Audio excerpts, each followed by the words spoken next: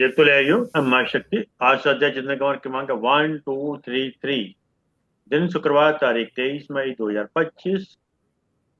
और आज जिनको आना था वो किसी कारणवश आ नहीं पाए। ये कक्षा आज की हम ले रहे हैं सद्वाक्य संग्रह 23। अब ज्यादा समय लेते हुए आज का कार्यक्रम शुरू करते हैं। हम सबसे पहले शेखी साहब से निवेदन करते हैं। शेखी साहब, अपनी डायरी निकाल लो। जी सर।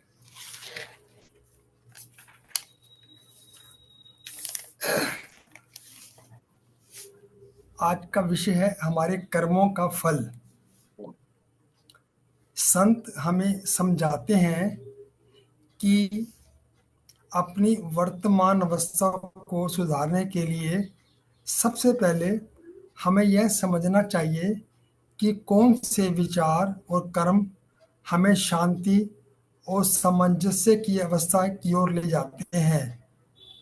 हमारी इच्छाएं विचारों को दिशा देती हैं और विचार हमारे कर्मों को निर्धारित करते हैं। कोई भी कार्य करने से पहले एक इच्छा, एक इरादा, एक प्रेरणा की तरंग मन में उठती है।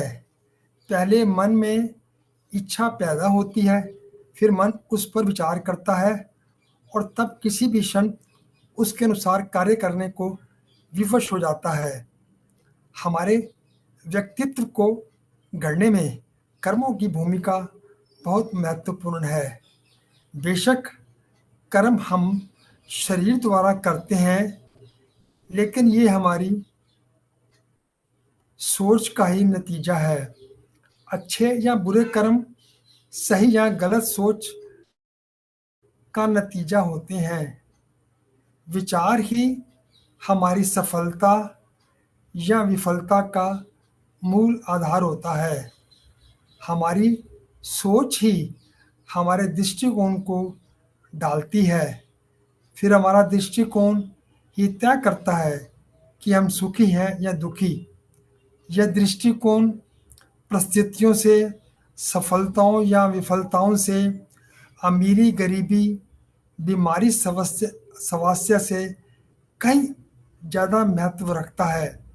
यदि हमारा दृष्टिकोण सकारात्मक है तो हम बुरी से बुरी स्थिति को भी अपने हित में बदल लेंगे। यदि हमारा दृष्टिकोण नकारात्मक है तो हम उत्तम से उत्तम परिस्थिति में भी दुखी ही हो जाएंगे। इसलिए जीवन में सुख या दुख हमारी प्रतिक्रिया का ही परिणाम है। वास्तव में हमारे जीवन का चित्र वैसा ही बनता है जैसा रंग हम उनमें भरते हैं। हमारी प्रतिक्रिया ही जिंदगी को आकार देती है। अच्छे कर्मों का परिणाम सुख ही होता है, दुख नहीं।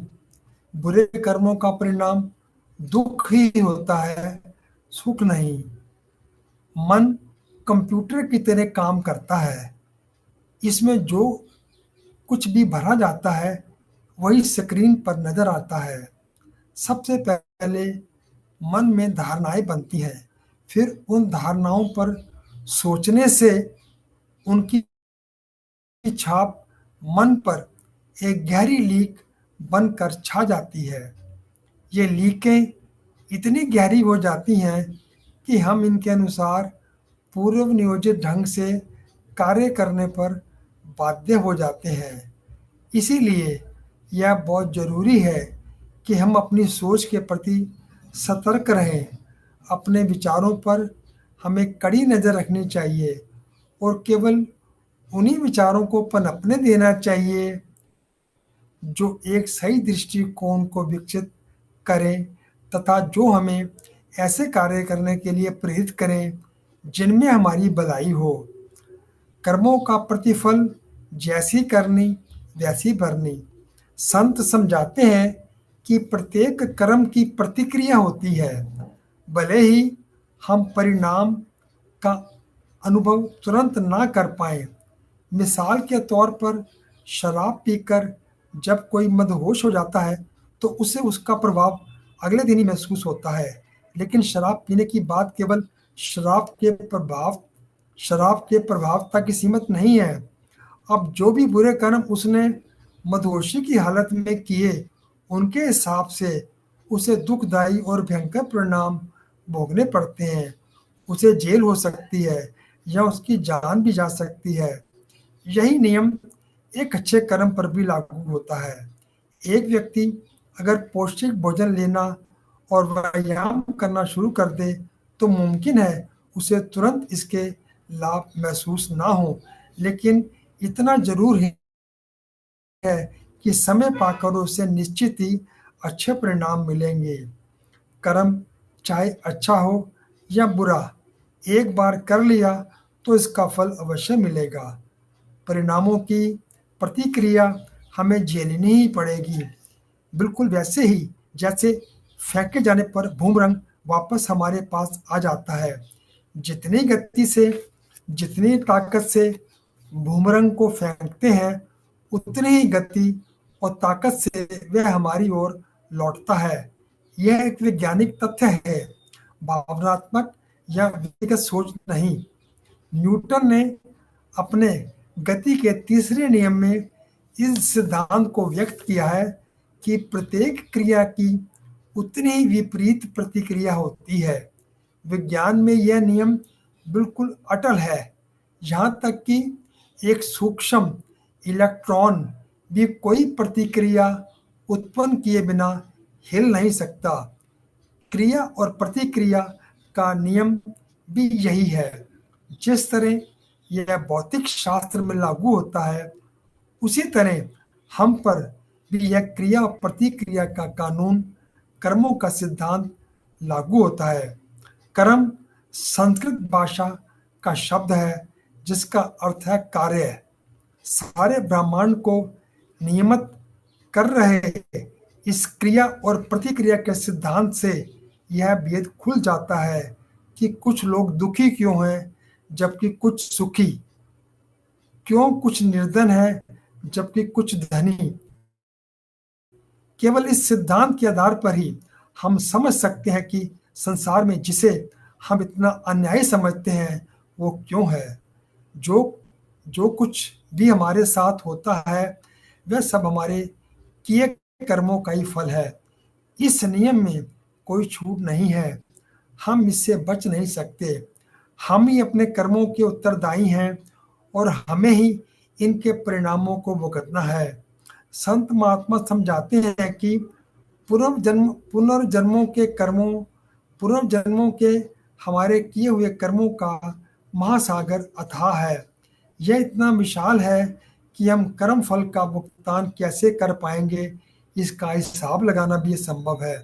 जब तक किसी देहधारी संत सच्चे सदात्मिक गुरु के संपर्क में आते हैं और उनकी हिदायत पर चलते हैं, तब हमें यह एहसास होने लगता है कि किस तरह हमारे पिछले कर्मों ने हमारी वर्तमान स्थिति को रूप दिया है। यहाँ तक कि हमारे कर्म यह भी निर्धारित करते हैं कि हमें क्या पसंद है और क्या नापसंद।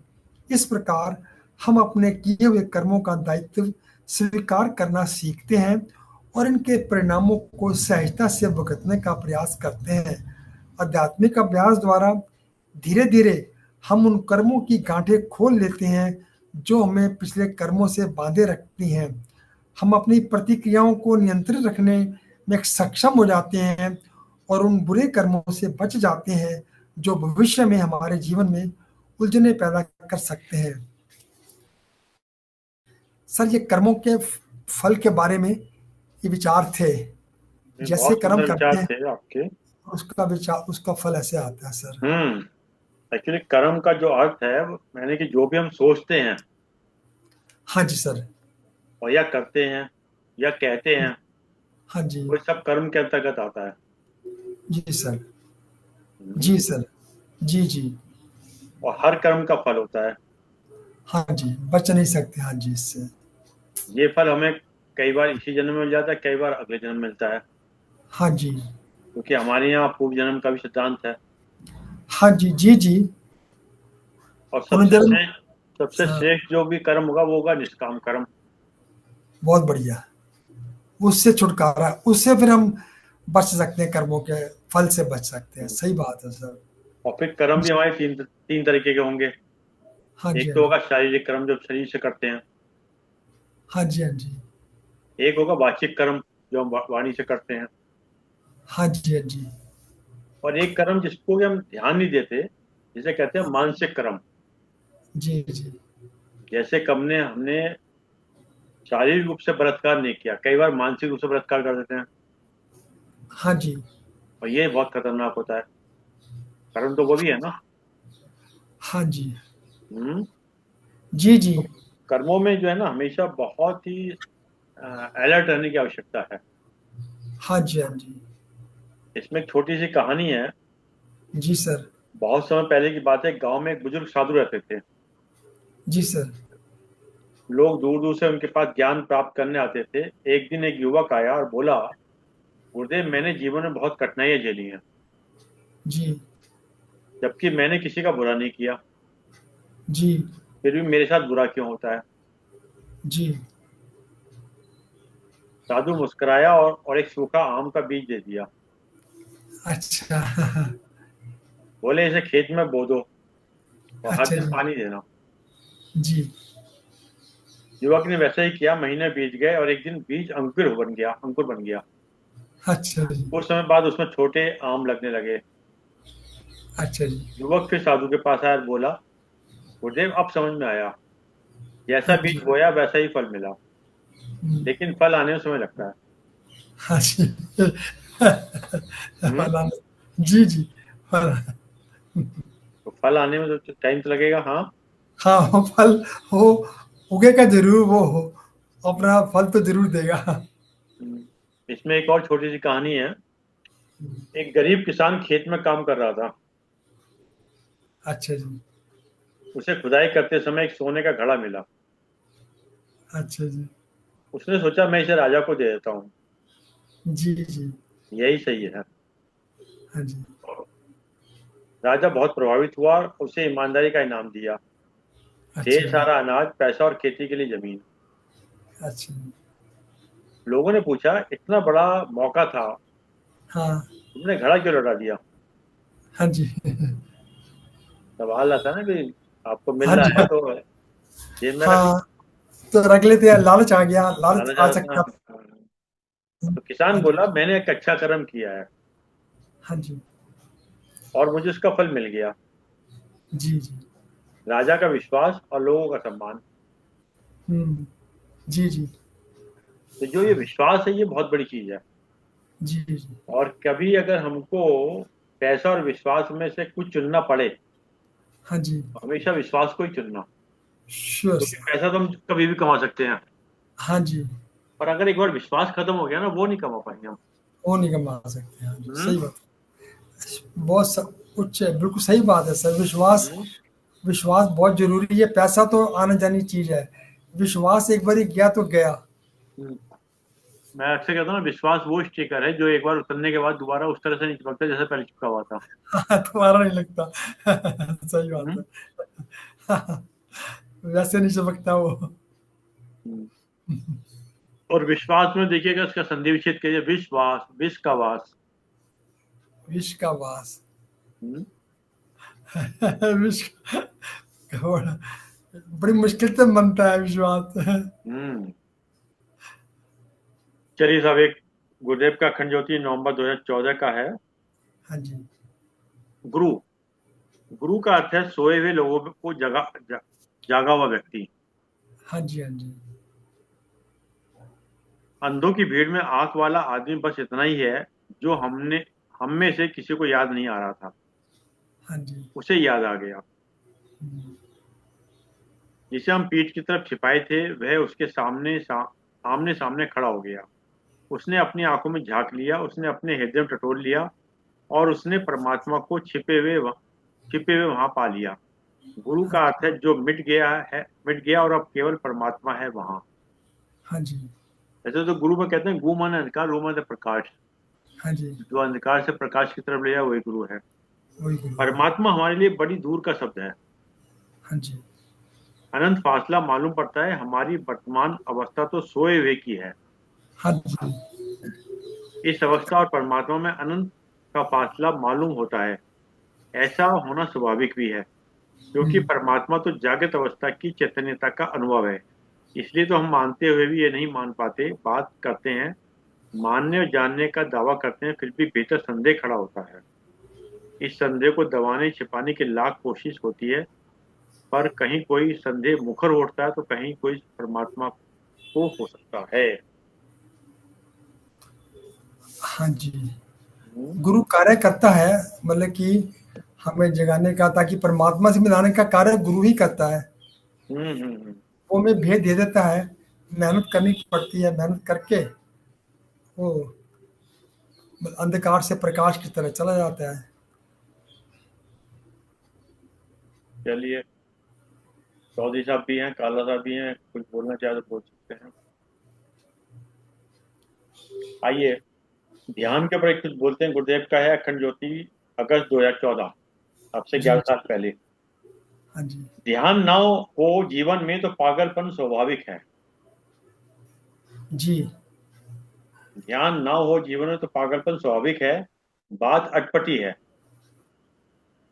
जी। जी और गहराई में उतरे तो इसका सच स्पष्ट हो जाता है कि जीवन की दो ही संभव दिशाएं हैं, ध्यान अथवा पागलपन। जी। आप देखिए ना, किसी भी चीज को प्राप्त करने के लिए जब तक पागलपन तक के स्तर से आप नहीं जाएंगे, जुनून तक नहीं जाएंगे, तो वो चीज प्राप्त नहीं होती। जी। जो ध्यान में नहीं पहुंचते वो सतह ही पागलपन में पहुंच जाते हैं। हम्म, वे पागल जो पागल खानों में है, वे और वे जो बाहर हैं। यानी दो तरह के पागल हो गए, जो पागल खाने में, जो बाहर है। हम्म, इनमें अंतर केवल मात्रा का है। हम्म, कोई गुणात्मक अंतर नहीं है, मात्रा का ही अंतर है। हो सकता है कि बाहर के लोग थोड़ा कम पागल हों, और जो पागल खाने में है वो थोड़ा ज्यादा हो। ये बड़ा गहरा विचार है सर ये। हाँ जी, हाँ जी, हाँ जी। हम्म जी जी। ये अखंड ज्योति, जागरूक। अगस्त 2014 का ध्यान का पेज है, प्रश्न नंबर 3। हाँ जी, हाँ जी। हाँ, विचार बहुत गहरा है, बिल्कुल सही ये फरमाया आपने। ये ऊपर से उतर जाएगा कई बार। हाँ हाँ। क्योंकि पागलपन का अर्थ कई चीजों से है। इसमें से पहली चीज है केंद्रित ना होना। हम्म, जी। पागलपन का अर्थ कई चीजों से है, जिसमें से पहली चीज है केंद्रित ना होना। हाँ जी। देखिए, चौधरी साहब ने भी अपनी विंडो खोल ली, हाँ जी, हाँ जी। वो भी बाहर आ गए हैं। जी। पागलपन का अर्थ है कई चीजों से न पहली चीज केंद्रित ना होना। ऐसी दशा में कई स्वर गूंजते रहते हैं भीतर। व्यक्ति अपने अंतर्मन में एक ना होकर भीड़ में बदला हुआ, हम्म, अस्त व्यस्तता, द्वंद और अनवरत संघर्ष चलता रहता है। गृह युद्ध की स्थिति में बनी रहती है स्वयं में। यदि यह गृह युद्ध न होता तो ध्यान में उतरना संभव था। एक एक लाइन बड़ी गुण है सर, ये तो बड़ा समझना मुश्किल काम है। किसी को इस स्थिति की सच्चाई परखनी हो तो वह केवल कुछ क्षणों तक अपने मन में चलने वाली हर बात लिख ले। ओहो, बड़ी गहरी लाइन है सर। हाँ यानी कि जी, हाँ उसके जी। मन में क्या चल रहा है वो लिख ले, हाँ तो जी। वो लगेगा तू वास्तव में पागल है। हम्म? अगर वो जो ईमानदारी से लिखने बैठ गया, हाँ, 24 घंटे मैंने क्या किया, तो पागल ही कहेगा दूसरा पढ़ के तो। वो कहेगा एक्चुअली तेरे ऐसे विचार हैं। हम्म? उसको देखो, जब उसको पता लगेगा कि मैं गलत कर रहा हूँ तो रुक जाएगा ना वो। उसको हाँ। ज्ञान हो जाएगा कि मैं गलत कर रहा हूँ। हम्म उसको ये ज्ञान होगा कि मैं गलत कर रहा हूँ, जब उसके सामने लिखा हुआ आया कि मैं ये कर रहा हूँ। हम्म। ये देखिए, उसको शीशा नजर काला सा आएगा। भी आ गया। हाँ, मतलब देखिए ये ना, उसको कितनी शीशा कितनी नजर गहरी आएगा। बात कही है। हाँ हाँ। अगर हम ईमानदारी से अपने सारे विचारों को लिखना शुरू करते हैं, दूसरे से कहें ठीक साहब आप पढ़िएगा, आपको तो पागल है, ऐसा सोचता है। हम्म तो गृह युद्ध की स्थिति में बनी रहती है स्वयं में। यदि यह गृह युद्ध न होता तो ध्यान में उतरना संभव था। किसी को इस स्थिति की सच्चाई परखनी हो तो केवल कुछ क्षणों तक अपने मन में चलने वाली हर बात लिख ले। लिखने में पूरी ईमानदारी बरते। हम्म, लिखने में पूरी ईमानदारी बरते, फिर पढ़कर स्वयं ही अनुभव करे कि जो लिखा गया है वह निरी विचित्रता के सिवा कुछ भी नहीं है। अगर आप ईमानदारी से लिखेंगे तो आप समझेंगे पागलपन के सिवा कुछ भी नहीं है सर ये। खलील जिब्रान ने एक छोटी सी कथा लिखी है। हम्म, इस कथा में उसने लिखा है कि उसका एक मित्र अचानक एक दिन पागल खाने में रहने चला गया। जी। वह जब उनसे मिलने गया तो उसने देखा कि उसका मित्र पागल खाने के बाग में एक पेड़ के नीचे बैठा मुस्कुरा रहा था। अच्छा जी। पूछने पर उसने कहा, मैं यहाँ बड़े मजे में हूँ। हम्म। मतलब जो उसका मित्र पागल खाने में चला गया था, पेड़ के नीचे बैठा था, वो कहता, कैसे हो दोस्त? उसने कहा, बड़े मजे में हूँ। मैं बाहर के उस बड़े पागल खाने को छोड़कर इस छोटे पागल खाने में शांति से हूँ। बाहर के पागल खाने को छोड़कर इस छोटे से पागल खाने शांति से हूँ। यहाँ पर कोई किसी को परेशान नहीं करता। किसी के व्यक्तित्व पर कोई मुखौटा नहीं है, देखिए ना। किसी के व्यक्तित्व पर कोई मुखौटा नहीं है। जी जी। क्योंकि आजकल तो मुखौटे देखते हैं लगे हुए सबके। अच्छा क्या? हैं? एक सच्चाई बयान की है। हम्म। तो कहता है कि यहाँ पर कोई किसी को परेशान नहीं करता, किसी के व्यक्ति पर कोई मुखौटा नहीं है। जो जैसा है वो वैसा ही है। ना कोई आडंबर ना कोई ढोंग। ये कहकर उसने खलील जिब्रान को आश्चर्य में डालते हुए कहा, मैं यहाँ पर ध्यान सीख रहा हूँ, क्योंकि मैं यह पूजन भी जान गया हूँ कि ध्यान ही सभी तरह के पागलपन का स्थायी व कारगर उपचार है। हाँ, ध्यान। यही सही विधि है स्वयं को खोजने की और सचेत होने की। बड़ा गहरा थॉट है सर जी ये। जी। हाँ, मतलब गहरा थॉट यही है कि हमारे विचार, जैसे मैं सोचता हूँ कि हमारे विचार ना फैले रहते हैं। हम्म। वो विचारों को जब इकट्ठा करेंगे ना, तो हम्म। तभी मतलब कि ज्ञान आएगा हमको, और उससे सब कुछ क्लियर होगा। जब विचार बिखरे रहेंगे, जब नौ द्वारों में रहेंगे, तो वो परमात्मा से, इस सच से बहुत दूर ही रहेंगे। हम्म। तो ये हमेशा। अरविंद जी, जी सर। जब जब घड़ा गंदे पानी से भर जाता है ना, जब घड़ा गंदे पानी से भर जाता है और घड़ा स्थिर है, अगर हम इसको पानी चला देते हैं तो पानी ओवरफ्लो होकर के अपने आप बहता रहता है, घड़ा साफ हो जाता है। ऐसे ही जब मन कुविचारों से भर जाता है, मन में गंदे विचार इकट्ठे हो जाते हैं, तो इसे सत्संगति का ओवरफ्लो कर देते हैं, जिससे अच्छे सकारात्मक विचार रह जाते हैं, गंदे विचार खत्म हो जाते हैं। बहुत खूब। सत्य है ना? Okay dear. बहुत सही कह रहे हैं। सोल्यूशन दे दिया, मतलब कि हम्म। इसका सोल्यूशन दे दिया ना इन्होंने, कि मतलब कुछ फ्लो। चॉइस साहब से सुनिए सत्संग। क्या कहना चाहते हैं। हाँ जी। नहीं, बहुत अच्छा अच्छा विचार है। और एक बात तो सही है कि सबसे बड़ा शिक्षक हमारा अपना अनुभव होता है। हाँ और जी। हम अब जो भी अनुभव करते हैं उल्टा सीधा करते जाते, और अगर उसको हम ध्यान से देख लें तो वो मेरा टीचर हो जाएगा, हाँ जी। वहीं से शिक्षा मिल जाएगी।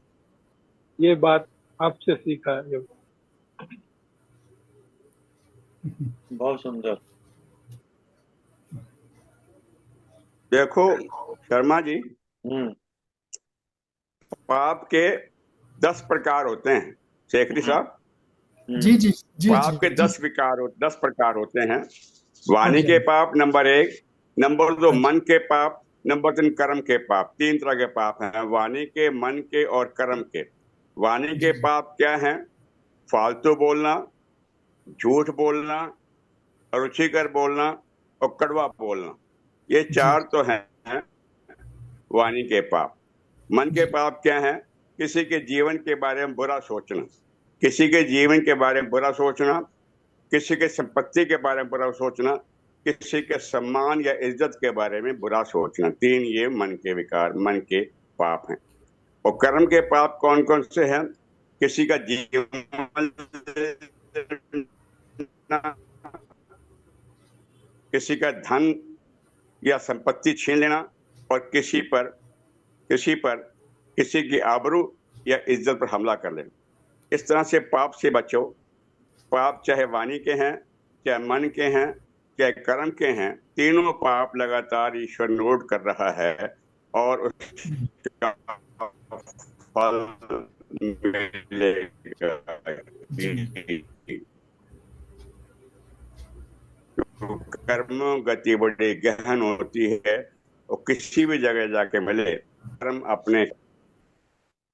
सत्य बात है नहीं सेक्रेटरी साहब? जी जी सत्य। हाँ सत्य सर, बिल्कुल सत्य है, सत्य है, सत्य है।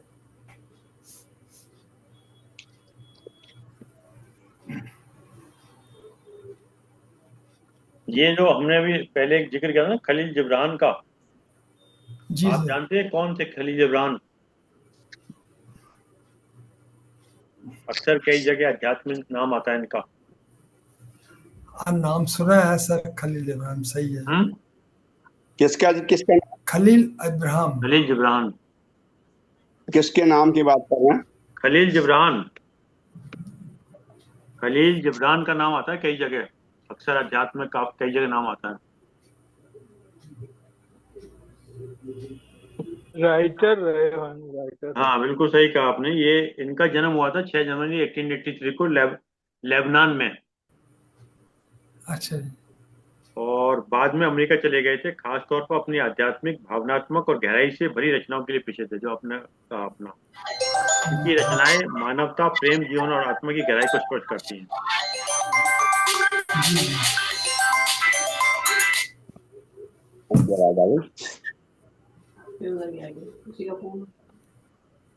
इनकी 2-3 छोटी छोटी कहानियां सी हैं, आप समझ में आएगा। हाँ जी एक बार एक युवती रोज अपने आंगन में एक दीपक जलाती थी। जी। पड़ोसी ने पूछा, इतनी रोशनी की क्या जरूरत है? हम्म। हम्म। तुम अकेली ही तो हो। जी जी। युवती मुस्कुराई, बोली, ये दीपक किसी को रास्ता दिखाए या ना दिखाए, हम्म। लेकिन मेरे भीतर अंधेरा ना हो, इसका ख्याल रखता है। कितनी गहरी बात है। हम्म। बहुत गहरी सर, हाँ जी हाँ जी। मतलब इसका देखिए कितनी। दीपक अंदर का गहरी है अंधेरा सर, कैसे बहुत गहरी सर। करेगा? हम्म। आज जितना भी बोलना है सब ऊपर से हाँ जी हाँ समझेगा। जी। बाद में जी समझ में जी। आएगा। अच्छा जी। मतलब प्रेम का दीपक हाँ पहले जी। आत्मा को प्रकाशित करता है, मतलब। हाँ, प्रेम का। और सबसे पहले आत्मा को ही प्रकाशित करना आवश्यक है। जी जी। एक छोटी सी और थॉट है इनका। बुद्धिमान मूर्ख। एक गांव में एक व्यक्ति हर समय खुद को मूर्ख कहता। लोग हंसते पर वह शांत रहता। एक दिन हम्म। राजा ने पूछा, तू खुद को मूर्ख क्यों कहता है?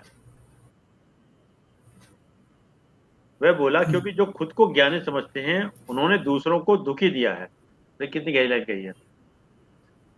जो खुद को ज्ञान क्योंकि जो खुद को ज्ञानी समझते हैं उन्होंने दूसरों को दुखी दिया है। मैं अपनी मूर्खता में शांत हूँ। हाँ जी। क्या?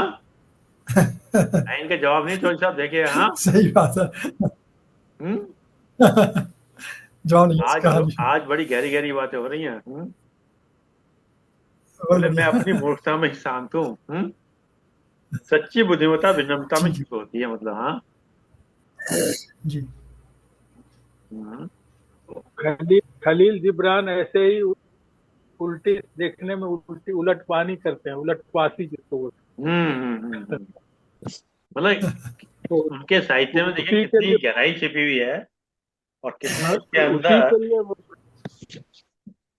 वो उलटवासियों के लिए ही प्रसिद्ध है। जैसे हमारे यहाँ भी कई उलटवासी होती है ना। संत हम्म। कबीर के हैं। हाँ, तो वैसे ही वो वैसे ही लिखते हैं, इंग्लिश। एक और छोटी सी कहानी है। एक बच्चा रोज अपनी खिड़की से चांद को देखता हम्म। और कहता, चांद मेरा दोस्त है, हम्म। हम्म। वो मुझसे बातें करता है। जी।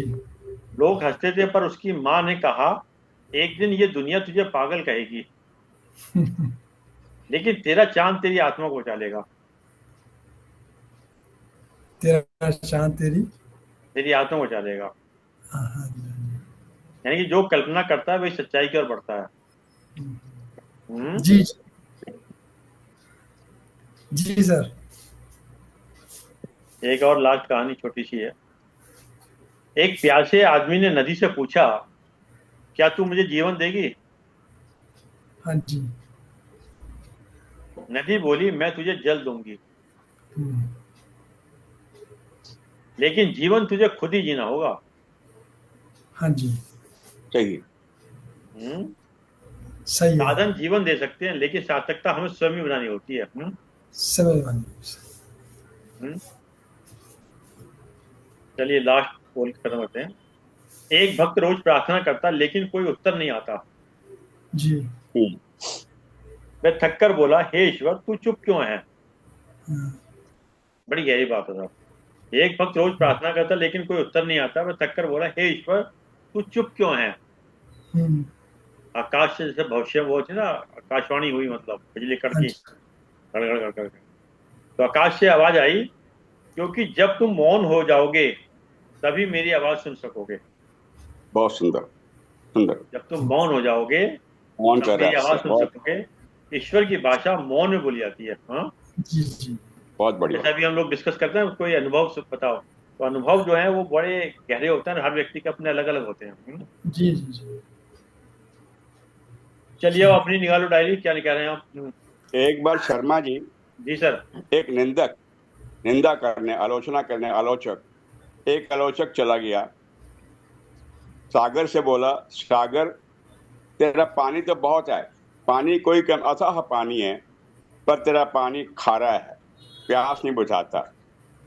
फिर गया, बोला, कोयल तेरी आवाज बड़ी शांत, बड़ी मीठी है, स्वीट है, लेकिन तेरा कलर काला है, रंग काला है। फिर तीसरी बार उसने गुलाब को देखा, और गुलाब तेरा फूल तो अपने आप में बहुत खूबसूरत है, पर तो कांटों के साथ पिटा हुआ है, कांटों के साथ लगा हुआ है, लिहाजा तुझे तोड़ते डर लगता है। तो कोई सुन रहा था, बोला, ऐसा है ए आलोचक, तू अपना मन ठीक कर, हम्म, मन को सवार, ये सब अपनी जगह ईश्वर ने बनाए हैं और सही बनाए हैं, कोई चिंता की बात नहीं है।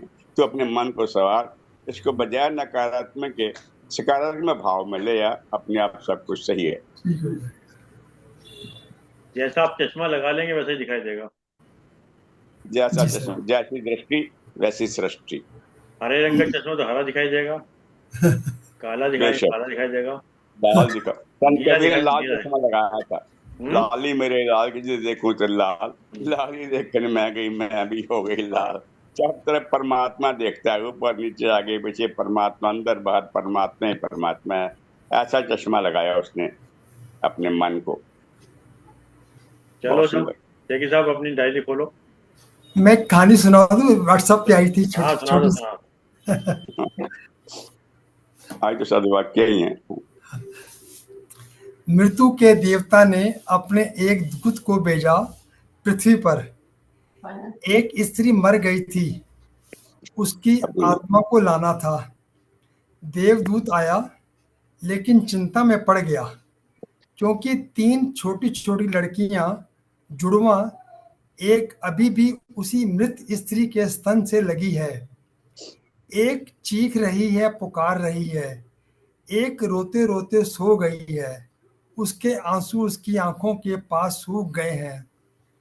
तीन छोटी जुड़वा बच्चियां और स्त्री मर गई है, और कोई देखने वाला नहीं है, पति पहले ही मर चुका है, परिवार में और कोई भी नहीं है।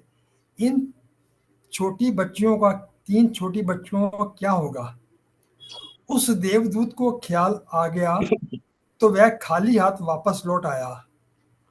उसने जाकर अपने प्रधान को कहा कि मैं ना ला सका, मुझे क्षमा करें, लेकिन आपको स्थिति का पता ही नहीं है। तीन जुड़वा बच्चियां हैं, छोटी छोटी, दूध पीती। एक अभी भी मृत सतन में लगी है, एक रोते रोते सो गई है, दूसरी अभी चीख पुकार रही है। मेरा हृदय ना ला सका। क्या ये नहीं हो सकता कि इस स्त्री को कुछ दिन और दे दिया जाए, जीवन दे दिया जाए। कम से कम लड़कियां थोड़ी बड़ी हो जाएं, और कोई देखने वाला भी नहीं है। मृत्यु के देवता ने कहा, तो तू फिर समझदार हो गया। उससे ज्यादा, जिसकी मर्जी से मौत होती है, जिसकी मर्जी से जीवन होता है, तो तूने पहला पाप कर दिया, और इसकी तुझे सजा मिलेगी। और सजा यह है कि तुझे पृथ्वी पर चले जाना पड़ेगा, और जब तक तू अपनी मूर्खता पर 3 बार ना हंस लेगा तब तक वापस ना आ सकेगा। इसे थोड़ा समझना।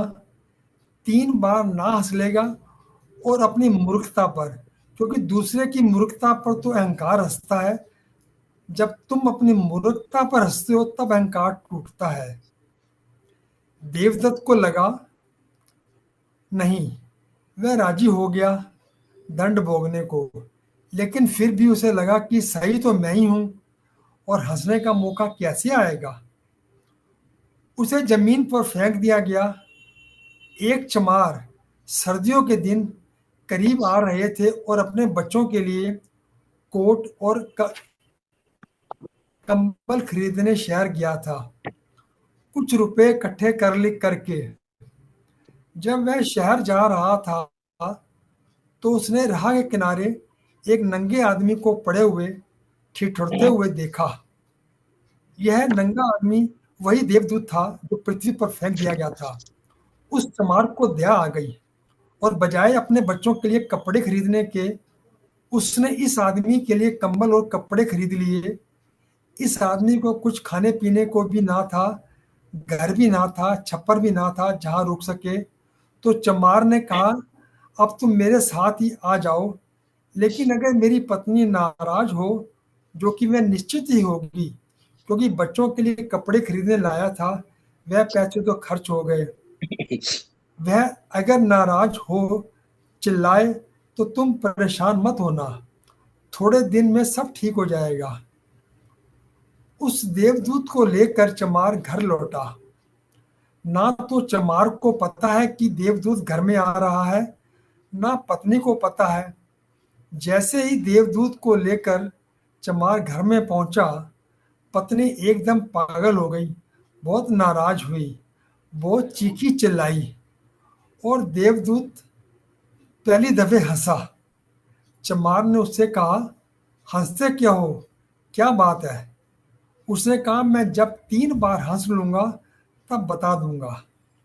देवदूत हंसा पहली बार क्योंकि उसने देखा कि इस पत्नी को पता ही नहीं है कि चमार देवदूत को घर ले आया है, जिसके आते ही घर में हजारों खुशियां आ जाएंगी। लेकिन आदमी देख ही कितनी दूर सकता है। पत्नी तो इतना ही देख पा रही है कि एक कंबल और बच्चों के कपड़े नहीं बचे। जो खो गया है वह देख पा रही है, जो मिला है उसका उसे अंदाजा ही नहीं है। मुफ्त घर में देवदूत आ गया है, जिसके आते ही हजार खुशियों के द्वार खुल जाएंगे। तो देवदूत हंसा। उसे लगा अपनी मूर्खता, क्योंकि यह पत्नी भी नहीं देख पा रही है कि क्या घट रहा है। जल्दी ही, क्योंकि वह देवदूत था, 7 दिन में ही उसने चमार का सब काम सीख लिया और उसके जूते इतने प्रसिद्ध हो गए। चमार महीनों के भीतर धनी हो गया। आधा साल होते होते तो उसकी ख्याति सारे लोक में पहुंच गई कि उस जैसा जूता बनाने वाला कोई था ही नहीं, क्योंकि वह जूते देवदूत बनाता था। सम्राटों के जूते वहां बनाने लग गया। धन अपरंपार बरसने लग गया। एक दिन सम्राट का आदमी आया और उसने कहा कि यह चमड़ा बहुत कीमती है, आसानी से मिलता नहीं, कोई भूल चूक नहीं करना, जूते ठीक तरह के बनने हैं और ध्यान रखना, जूते बनाने हैं, स्लीपर नहीं। क्योंकि रूस में जब कोई आदमी मर जाता है तब उसको स्लीपर पहनाकर मरघट तक ले जाते हैं। चमार ने भी देवदूत को कहा कि स्लीपर मत बनाना, जूते बनाने हैं, स्पष्ट आज्ञा दी है। और चमड़ा इतना ही है, अगर गड़बड़ हो गई तो तो मुसीबत में फंस जाएंगे। लेकिन फिर भी देवदूत ने स्लीपर ही बनाए। जब चमार ने देखा कि स्लीपर बने हैं तो वह क्रोध से आग बबूला हो गया। वह लकड़ी उठाकर उसको मारने को तैयार हो गया कि तू हमारी फांसी लगवा देगा, और तुझे बार बार कहा था कि स्लीपर बनाने हैं, कि स्लीपर नहीं बनाने, फिर स्लीपर क्यों बना दिए तूने? देवदूत फिर खिलखिलाकर हंसा। तभी आदमी सम्राट के घर से भागा हुआ आया उसने कहा, जूते मत बनाना, स्लीपर बनाना, क्योंकि सम्राट की मृत्यु हो गई है। भविष्य अज्ञात है, सिवाय उसके और किसी को ज्ञात नहीं, और आदमी तो अतीत के आधार पर निर्णय लेता है। सम्राट जिंदा था तो जूते चाहिए, मर गया तो स्लीपर चाहिए। तब वह चमार उसके पैर पकड़कर माफी मांगने लगा कि मुझे माफ कर दो, मैंने तुझे मारा। पर उसने कहा, कोई हर्ज की नहीं, मैंने अपना दंड भोग रहा हूँ, मैं अपना दंड भोग रहा हूँ। लेकिन वह हंसा आज दूसरी बार दोबारा। चमार ने फिर पूछा कि हंसी का कारण। उसने कहा कि जब मैं 3 बार हंस लूं तब दोबारा हंसा, इसलिए कि भविष्य हमें ज्ञात नहीं है, इसलिए हम आकांक्षाएं करते हैं जो कि व्यर्थ हैं। हम अभी अभिप्साएं करते हैं जो कि कभी पूरी ना होगी, घटेगा, क्योंकि कुछ और ही घटना तय है। हमसे बिना पूछे हमारी नियति घूम रही है, और हम व्यर्थ ही बीच में शोरगुल मचाते हैं। चाहिए स्लीपर, और हम जूते बनवाते हैं। मरने का वक्त करीब आ रहा है और जिंदगी का आयोजन करते हैं। तो देवदूत को लगा कि ये बच्चियां, मुझे क्या पता भविष्य उनका क्या होने वाला है। मैं नाहक बीच में आया। तीसरी घटना घटी। एक दिन 3 लड़कियां आई, जवान। उन तीनों की शादी हो रही थी, और उन तीनों ने जूतों के ऑर्डर दिए कि उनके लिए जूते बनाए जाएं। एक बूढ़ी महिला उनके साथ आई थी जो बड़ी अमीर थी। देवदूत पहचान गया कि ये तीन वे ही 3 लड़कियां हैं जिनको वह मृत मां के पास छोड़ गया था, और जिनकी वजह से वह दंड भोग रहा है। वे सब स्वस्थ हैं, सुंदर हैं। उसने पूछा कि क्या हुआ, ये बूढ़ी औरत कौन है। उस बूढ़ी औरत ने कहा कि मैं पड़ोसन की लड़की कि मेरी पड़ोसन की ये लड़कियां हैं। गरीब औरत थी, उसके शरीर में दूध भी ना था, उसके पास पैसे लगते भी नहीं थे, और 3 बच्चे जुड़वा। वे इन्हीं को दूध पिलाते पिलाते मर गई। लेकिन मुझे दया आ गई, मेरे कोई बच्चे नहीं थे, मैंने इन 3 बच्चियों को पाल लिया। अगर माँ जिंदा रहती तो ये तीनों बच्चियां गरीबी, भूख और दीनता और दरिद्रता में बड़ी होती। माँ मर गई, इसलिए ये बच्चियां तीनों बहुत बड़े धन वैभव से संपदा में पली हैं मेरे पास। और जब उस बूढ़ी की सारी संपदा की ये 3 ही मालिक हैं, तो इनका सम्राट के परिवार से विवाह हो रहा है। देवदूत तीसरी बार अब हंसा, और चमार को उसने कहा कि ये 3 कारण हैं। भूल मेरी थी, नियति बड़ी है, और हम उतना ही देख पाते हैं जितना देख पाते हैं। जो नहीं देख पाते, बहुत विस्तार है उसका।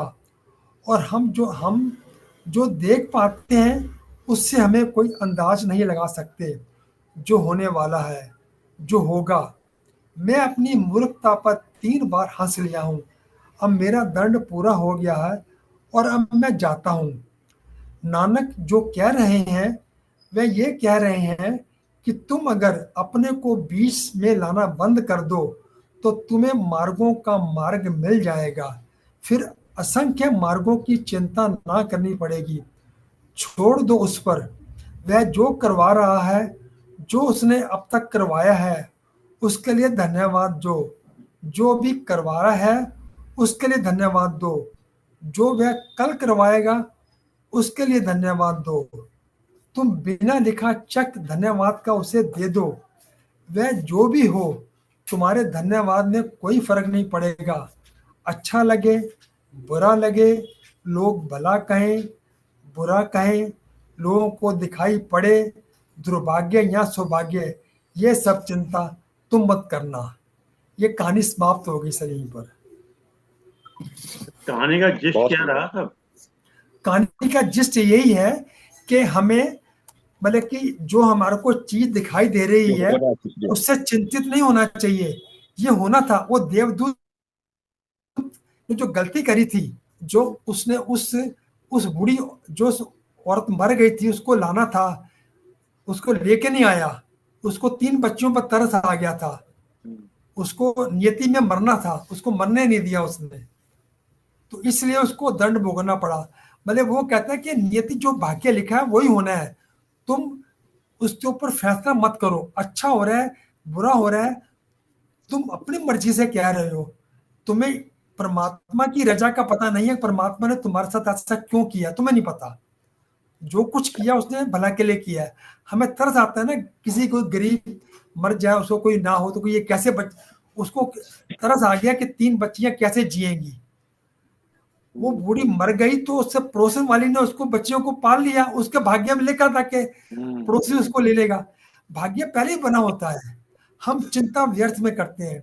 इसलिए हर बात के लिए धन्यवाद को, चाहे अच्छा हो चाहे बुरा हो। मैंने मिडिल बहुत क्लास में जब मैं था, तब संस्कृत मुझे याद है, छठी सातवीं आठवीं में पढ़ाते थे, वो एक मुझे श्लोक याद है, ईश्वरा यत करोति शोभन एव करोति, अभी तक याद है कि परमेश्वर जो करता है अच्छा ही करता है। हम अपनी मर्जी से कहते हैं कि ये गलत हो गया, हमें ईश्वर पर छोड़ देना चाहिए। हमें गलत लग रहा है परंतु उसको ज्यादा पता है कि सही है या गलत है। यही निष्कर्ष मुझे समझ में आया इसका, बाकी आप समझ लीजिए जो कुछ समझ सकते हैं। एक और लाइन है, हे ईश्वर, हे भगवान, हे परमात्मा, तेरी इच्छा पूर्ण हो। हाँ जी, हाँ जी। बिल्कुल। हे ईश्वर, स्वामी तेरी इच्छा विवेकानंद पूर्ण हो, जो तुम करते हैं। और आपके जी, पंजाबी तो नहीं, तेरा पाना मीठा लागे। तेरा पाना मीठा लगे, बिल्कुल सत्यवाद। तेरा तेरा पाना मीठा सरबत, लागे। हाँ सरबत दा फला, तेरा पाना स्वामी मीठा लगे। दयानंद जी यही कहा था, तेरा जैसे ईश्वर मन है हम्म, कर। हम्म। यही लास्ट में नानक की और यही इंग्लिश में कहानी है। कहते हैं मैन प्रपोज गॉड डिस्पोज। हाँ जी, बिल्कुल। Man propose God dispose. God is God, हाँ जी। Man proposes God is worship. हम्म, एक बार शर्मा जी, हम्म, एक गुरु मौन हो गए हम्म, और चलने की तैयारी में थे, तो शिष्य ने कहा महाराज आप मौन हैं, कोई चीज बताइए। उन्होंने फिर लिख कर दिया, एक कागज पर लिखा अवेयर। वो कहता गुरु जी में समझ नहीं आई। दोबारा फिर लिखा अवेयर। बोले गुरु जी समझ नहीं आए। तीसरी बार फिर लिखा अवेयर। उन्होंने कहा फिर अवेयर प्लस, अगली बार लिखा aware plus aware plus aware बराबर अवेयर। बोले गुरु जी इसका मतलब क्या हुआ। उन्हें फिर लिख कर दिया, विचारों के प्रति अवेयर, विचारों या भाव के प्रति अवेयर रहो, क्वालिटी के अच्छे हों। दूसरा, वाणी के प्रति अवेयर रहो या मौन हो जाओ। तीसरे, कर्म करते हुए, यानी मन, वाणी, कर्म, इनके प्रति अवेयर रहना जो है, एक अच्छे इंसान का यही कर्म है कि तीनों के प्रति न मन से, वाणी से, कर्म से कुछ बुरा न करो जो कि दूसरों को नुकसान पहुंचाए, उनको तकलीफ दे। इसीलिए तो ये कहते कह हैं के कि शरीर छोड़ दो। इसीलिए तो कहते हैं आदमी सोचता कुछ है, होता कुछ है, करता कुछ है, मिलता कुछ है। मिलना तो वो जो ईश्वर ने लिखा हुआ पहले से। इसी में एक छोटी सी कहानी है। एक बार एक लहर समुद्र से उठी और किनारे की ओर बढ़ रही थी। हम्म, वह बहुत डरी हुई थी। उसने पास की लहर से पूछा, मैं मरने जा रही हूँ, हम्म, जैसी मैं किनारे से टकराऊंगी वैसी मैं समाप्त हो जाऊंगी। हम्म, दूसरी लहर मुस्कुराई और बोली, तू लहर नहीं है। मुस्कुराई है, वो बोली, तू लहर नहीं है, तू तो समुंदर है। जी जी। तेरा रूप बदलेगा और तू समाप्त नहीं होगी। बिल्कुल सही बात। हम्म, तेरा रूप बहुत बदलेगा, तू समाप्त नहीं होगी, और तू तो वही है ना। सर हम तो रोज ही आपके पीछे देखते हैं, लहर समुद्र से मिल रही है समुद्र बन जाती है, हम तो रोज ही देखते हैं आपके पीछे सर। जो आप बता रहे हैं, लहर समुद्र ही होती है, बहुत और अपने आप को अलग समझती है। अब आपने इसकी बात कही तो उसने शायद ने शेर मैंने पहले भी कई बार सुना था। कोई कहता है जिंदगी जहर होती है, कोई कहता है जिंदगी जहर होती है, कोई कहता है जिंदगी कहर होती है, तड़पती रहती है जो किनारों के लिए, जिंदगी एक ऐसी लहर होती है। वाह वाह। वाह वाह वाह वाह। एक शेर है अरविंद जी, जी। पलके झुके और नमन हो जाए, हम्म। पलके झुके और नमन हो जाए, मस्तक झुके और वंदन हो जाए, हम्म। ऐसी नजर कहाँ से लाऊं मेरे मालिक, ऐसी नजर कहाँ से लाऊं मेरे मालिक, आपको याद करो और आपके दर्शन हो जाएं। बहुत खूब। बहुत खूब बहुत खूब बहुत खूब। हम तो मर जाते हैं उनके अहले करम के हाथों, क्या हम बात। तो मर जाते हैं उनके अहले करम के हाथों, जो करके भी एहसान नीची नजर रखते हैं। बढ़िया। हम्म। चलिए साहब। हमने हम्म। जब दिया उनको हाथ साहिल पे हम्म। बचाने के लिए, प्रेम में डूबा व्यक्ति, हमने जब उनको दिया हाथ साहिल पे बचाने के लिए, वो हमको डूबने का मशवरा देने लगे। हम्म। बुल्ले शाह एक पंजाबी कवि हुए हैं, हम्म। मुसलमान थे। बुल्ले शाह कहते हैं, जो लोग ईश्वर के कामों में दखल देते हैं उनके बारे में बोलते हैं। पंजाबी में है, उनकी भाषा पंजाबी रही, बेशक वो पाकिस्तानी मुसलमान थे। पाकिस्तान या पंजाब है ना, उसमें जब पैदा हुए थे उनकी बोली पंजाबी है। चढ़दे सूरज टलदे वेखे, कि जो सूरज चढ़ गए थे वो शाम को डूब गए। चढ़दे सूरज टलदे वेखे, बुझे दीपक बलदे देखे, हीरे दा कोई मोल न जाने, खोटे सिक्के चलदे देखे, हीरे दा कोई मोल न जाने, खोटे सिक्के चलदे देखे, जिन्ना दा ना जगत विच कोई, जिन्ना दा ना जगत विच कोई, ਉਹ ਵੀ ਪੁੱਤਰ ਪਲਦੇ ਵੇਖੇ, ਉਸ ਦੀ ਰਹਿਮਤ ਦੇ ਨਾਲ ਬੰਦੇ, ਉਸ ਦੀ ਰਹਿਮਤ ਦੇ ਨਾਲ ਬੰਦੇ,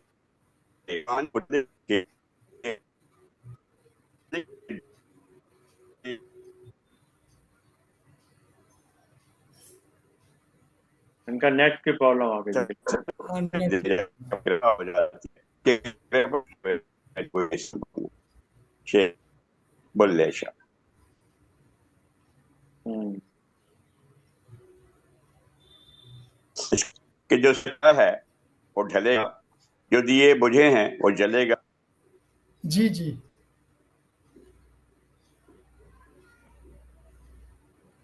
चलेगा वो। हम्म। हाँ, वो थोड़ा नेट की दिक्कत है। बुल्ले शाह एक महान सूफी संत थे एक्चुअली। जी सर, जी जी। बुल्ले शाह जो थे एक महान सूफी संत थे।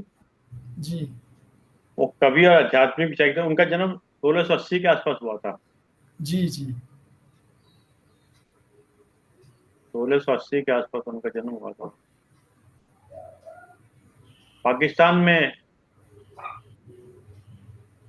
पंजाब और जो पाकिस्तान में वो सूफी परंपरा के थे। उनका पूरा नाम था सैयद अब्दुल्ला शाह कादरी, अच्छा जी। और उनकी मृत्यु हुई थी 1757 में। अच्छा जी, ठीक है।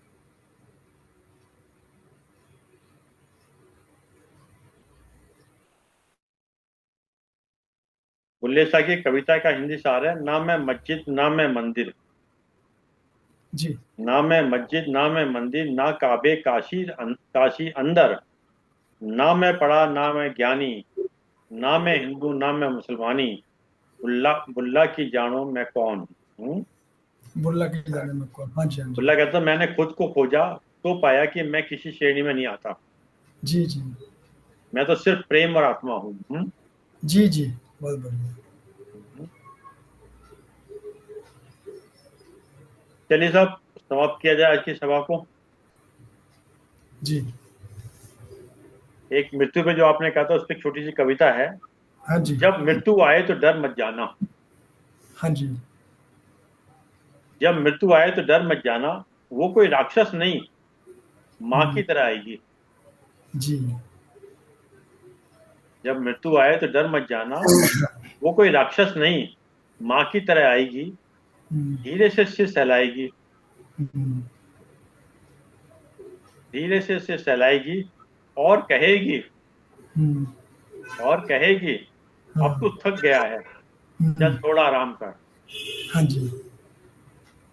जब आएगी, धीरे से सिर सहलाएगी और कहेगी, अब तू थक गया है, थोड़ा आराम कर। तो जीवन की तेज भागती सड़क से हटकर मृत्यु की गोद में कुछ देर सोना, शायद यही हाँ, असली जागना जागना है। हम्म। वाह वाह। वाह, बहुत बढ़िया, बहुत बढ़िया। हम्म। बहुत बढ़िया, अभी से इंतजार कर रहे हैं। हाँ। अब शेख फरीद क्या इंतजार ही है, करते थे? जिंद इंतजार क्या कर, है।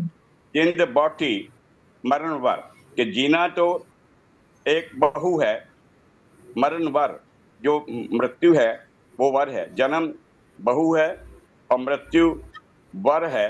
लै जासी परनाए, जिंद बाटी मरण वर लै जासी परनाए, अपने हथी जोल के लै गल लागे धाय, कि जो जब जन्म हुआ तो मृत्यु निश्चित हो गई, वो ले जाएगी ब्याह करके। इसलिए अपने हाथ से, जी। अपने हाथ से उसका स्वागत कर, मृत्यु आए तो ले जा भाई, आराम करने का समय मिल जाएगा। शर्मा जी के बाद। चलिए एक छोटी सी कहानी बना के समाप्त करते हैं। एक जंगल में एक बहुत पुराना वृक्ष था। जी। जब ये सूखने लगा तो पक्षियों ने उसे छोड़ दिया। एक जी। जंगल में बहुत पुराना वृक्ष था, जब वो सूखने लगा तो पक्षियों ने उसे छोड़ दिया।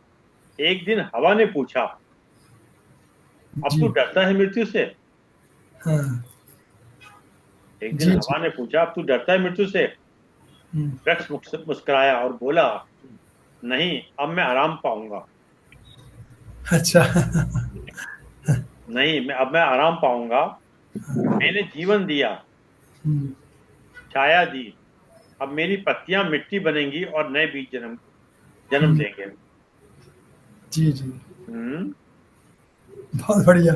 नहीं, अब मैं आराम पाऊंगा, मैंने जीवन दिया, छाया दी, अब मेरी पत्तियां मिट्टी बनेंगी और नए नए बीज जन्म लेंगे। हाँ जी। मृत्यु उसका अंत नहीं, उसका योगदान था। चलिए एक छोटी सी कविता कह के बात समाप्त करते हैं। मृत्यु ना अंत है ना हार। जी। आज देखिए, आज मृत्यु पे आपने टॉपिक छेड़ दिया, मृत्यु चल रहा है जरा। ठीक है। सच्चाई है सर, सच। जो सत्य है वो मृत्यु है, हम्म। और जो जीवन है वो असत्य है। तो हम्म। सत्य को तो हमेशा पर याद एक बात रखना। और है, मृत्यु से सब लोग घबराते भी हैं सब। मृत्यु पर एक छोटी सी वो मैं बताऊं 4 लाइनें। अच्छा। क्या भैया? ਜਿਹੜੀਆਂ ਸੂਰਤਾਂ ਚੜਨ ਸਵਾਰੀਆਂ ਤੇ ਇੱਕ ਦਿਨ ਚਿਤਾ ਤੇ ਚੜਦੀਆਂ ਵੇਖੀਆਂ ਮੈਂ, ਜਿਹੜੀਆਂ ਜ਼ੁਲਫਾਂ ਇਤਰ ਲਪੇਟੀਆਂ ਸਨ ਵਾਂਗ ਘਾਹ ਦੇ ਸੜਦੀਆਂ ਵੇਖੀਆਂ ਮੈਂ, ਚੜ ਕੇ ਕਾਠ ਦੇ ਘੋੜੇ ਤੇ ਨਿਕਲ ਗਈਆਂ, ਮੁੜ ਕੇ ਸ਼ਹਿਰ ਨਾ ਆਂਦੀਆਂ ਵੇਖੀਆਂ मैं। बहुत बढ़िया। बहुत सुंदर, बहुत सुंदर। देखिए साहब, हिंदी में बताओ क्या मतलब हुआ। ये माने कि जब जो शरीर की जो चीजें जलती है ना, हम्म। उसके बारे में बताया कि जिसका हम घमंड करते हैं, ये चीज बालों का, उसका। बहन जी से पूछो, उनसे वो बता देंगे ठीक तरह से आपको। हम्म। ਜਿਹੜੀਆਂ सूरतां चढ़न सवारियां थे, कभी कार पे चढ़ते हैं, कभी घोड़े पे चढ़ते हैं, कभी जहाज पे चढ़ते हैं। जो सूरतें सवारियों पे चढ़ती थी, एक दिन चिता पे चढ़ती देखी मैंने। जेड़ी जिन जुल्फों को वो इत्र फुलेल तेल लगा के संवारते थे, घास की तरह जलती देखी मैंने। चढ़ के काठ के घोड़े पे निकल गई। काठ का घोड़ा जो जो लकड़ी की वो बनाते हैं ना, उसके लिए शव यात्रा के लिए सीढ़ी सी। हाँ जी। चढ़ के काठ हाँ दे के घोड़े पे निकल गईयां, मुड़ के शहर ना आंदियां वेखियां में। मुड़ के उस काठ के घोड़े पे चढ़ के जब निकल जाता है बंदा, वापस नहीं फिर आता। शहर वापस नहीं आता, कभी इस दुनिया में ही नहीं आता। हाँ जी। हम्म। और वैसे शेखी साहब, हमेशा अगर मृत्यु को याद रखना तो एक लोटे को याद कर लो। हाँ, ठीक है सर। एक लोटे को, हम्म, क्योंकि जब हम मृत्यु का जो राख आएगी ना, पूरे एक लोटे में आ जाएगी आप। हाँ जी, हाँ जी, हाँ जी।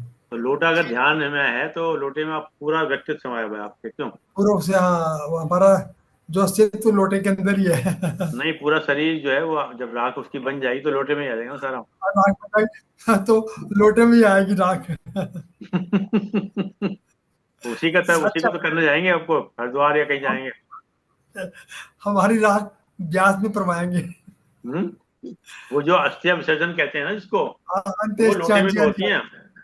हाँ जी, हाँ जी, हाँ जी, हाँ, जो भी उसको फूल बोल उनका कुल देते हैं। वेट जो है, उनका कुल वेट जो है 2 किलो से भी कम होता है। 2 किलो भी बहुत ज्यादा कह ज्यादा रही हो हूँ, गया। 1.25 ही होता होगा। हाँ, क्योंकि मेरे पापा की जब डेथ हुई थी तो मैं उनकी अस्थियों को अपनी गोदी में लेके हरिद्वार गई थी।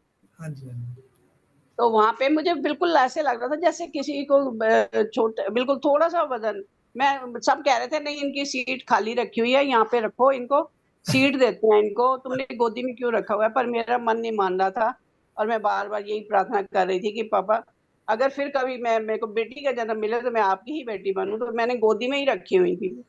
तो उनका वजन ही कुछ नहीं था। हम्म, चलिए साहब, एक कविता हम सुनाते हैं। कविता मृत्यु एक मौन।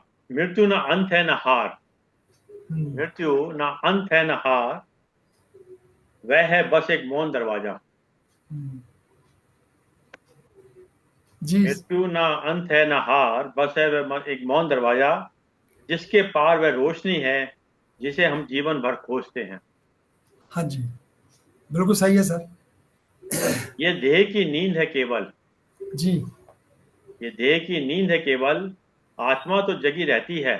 जी, जी, जी, जैसे सूरज डूबता नहीं, बस हमारी आंखें बंद हो जाती हैं। जी, जैसे सूरज डूबता नहीं, बस हमारी आंखें बंद हो जाती हैं। हाँ जी, हाँ जी, जो अक्सर कहते हैं ना, सूरज डूब गया, सूरज कभी नहीं डूबता। सूर्य नहीं डूबता, हाँ जी, हम्म।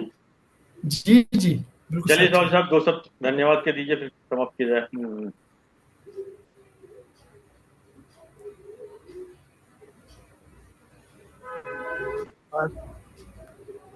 बहुत बहुत धन्यवाद आदरणीय श्री शर्मा जी।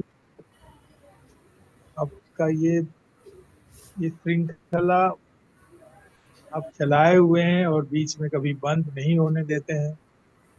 कभी कभी अपरिहार्य कारणों से कभी बंद हो जाए तो उस दिन तो बड़ा लगता है, खलता है। तो और आपने आज कहाँ कहाँ से खोज करके कुछ कुछ चीजें लाई। और हमारे सीकरी साहब तो अमृतसर से पता नहीं कैसे कैसी बातें, कैसी कैसी चीजें निकालते हैं। गुरु गुरु की कृपा है इनके ऊपर। तो बस वहां से अपनी बातें देते रहते हैं जी सर। और गहरी बातें, बहुत सारी गहरी बातें, बहुत हम्म। सीखने वाली बातें। बहुत बहुत धन्यवाद। कालरा साहब को भी बहुत धन्यवाद। और मैडम कालरा ने भी अब अंतिम सत्य की बात बता ही दी, उनको भी धन्यवाद। लेकिन एक बात ये भी है, सत्य तो है, लेकिन जो भी है, जन्म या मृत्यु, सुख या दुख, जो भी है वो एक दूसरे का कॉम्प्लीमेंट्री है और वो होगा ही, कहीं नहीं जाएगा। चाहे दुख आएगा तो सुख आएगा, सुख आएगा तो दुख आएगा। वो तो बारी बारी से एक दूसरे का कॉम्प्लीमेंट करने के लिए आता है जिंदगी में। और ये बात मैंने देखा, अ, ऐसे ही लिख रहा था, उस पर चैट जीपीटी पर डाला ना इस लाइन को, अपोजिट वैल्यूज आर कॉम्प्लीमेंट्री। अब उसने क्या किया, ढेर सारा गीता से, बाइबल से, कुरान से और चाइनीज ग्रंथ से वो सारी बातें वहां से लिख करके वो डाल दिया उसने कि उसमें भी है, इसमें भी है, इसमें भी है। मतलब ये ऐसी चीज है जो हर कल्चर में, हर जगह वो चीज है कि सुख दुख, जीवन मरण, मृत्यु जन्म, ये सब कॉम्प्लीमेंट्री है और होगा ही।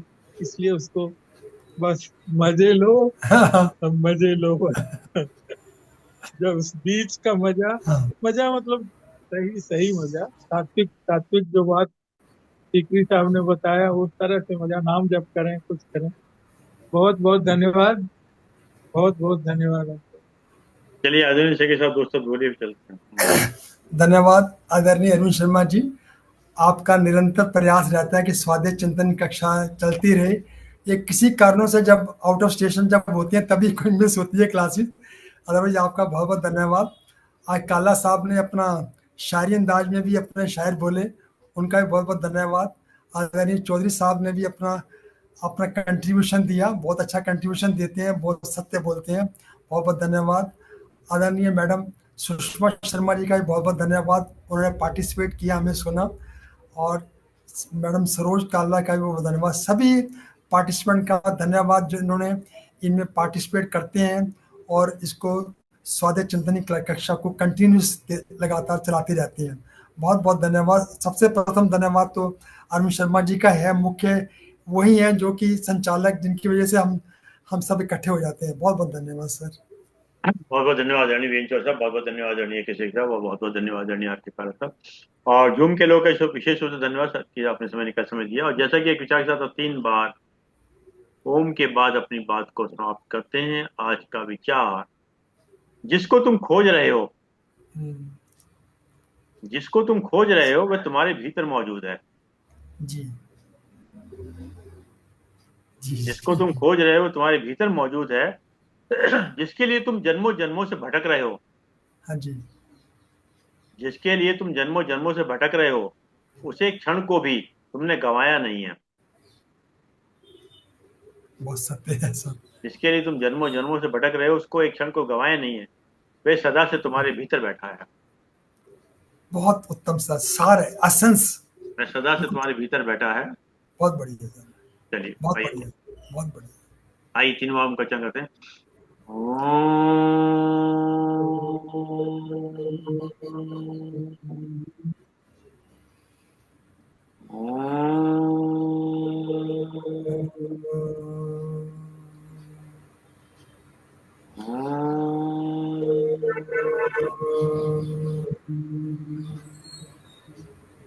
शांति शांति शांति।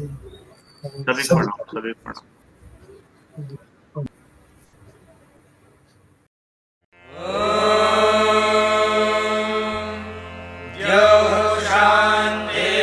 शान्तिरन्तरिक्षं शान्तिः पृथिवी शान्तिरापः शान्तिरोषधयः शान्तिः वनस्पतयः शान्तिर्विश्वे देवाः शान्तिर्ब्रह्म शान्तिः सर्वं शान्तिः शान्तिरेव शान्तिः सा मा शान्तिरेधि। ॐ शान्ति।